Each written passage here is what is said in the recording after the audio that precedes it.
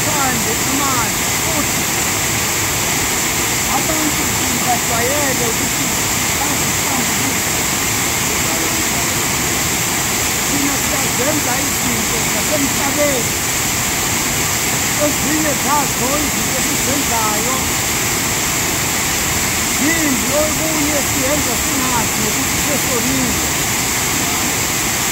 Manje-ke uma sizanayo isike sizozihlambulula kukho konke lokho esikwenza singakuboni, sizihlambulule kodwa sinethemba lokuthi amanzi angcwele. Yingakho nokuthi mina indawo enje ifanele ukuhlonishwa, indawo enje ifanele inhlanzeko ngaso sonke isikhathi. Singangimeli phela, singangimeli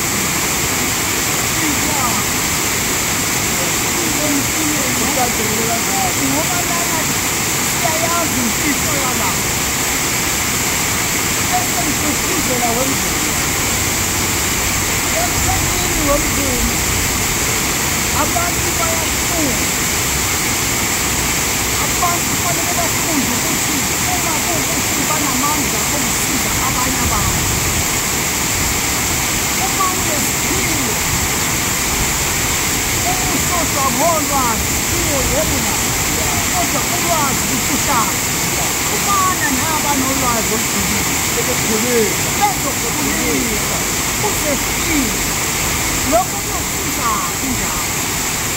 Uyokwazi ukuthi uma uletha abantu emfuleni, ungabalethi nje abantu emfuleni ngoba kuwumfula lo.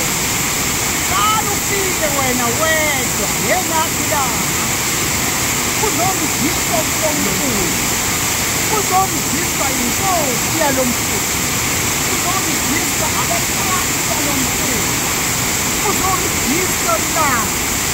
Bese uphuma into yakho, lento yakho ephumayo yothi-ke uma uletha abantu sizobaqhelezela esenani ehlala.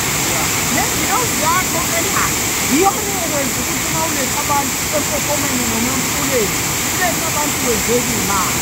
Hhayi nje ukubona abantu baye emfuleni nawugijima emfuleni, akwethiwa kanjalo. Ejulwa yenza uyifundiswa umuntu kodwa uyifundisa ingilozi ephila kuzo. Uyakuthandibona kakhulu udokotela batshela abantu udokotela usephilile.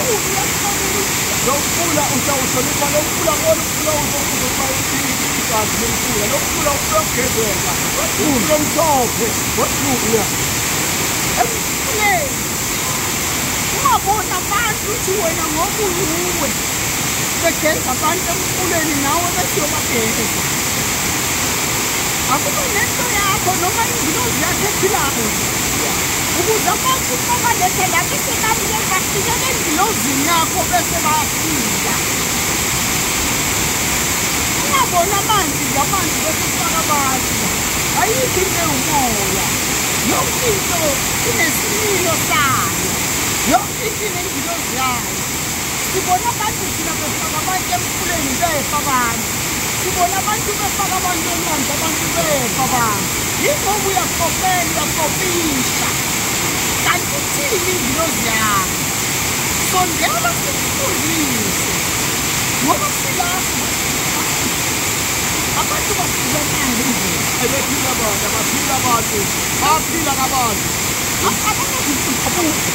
Ake sijuleni kakhulu balapha, ake sishoneni phansi balapha, ake sijuleni kakhulu. Yazi kumnandi ukusiza umuntu ulozi umuntu efonela noma efike ekhaya esingabona.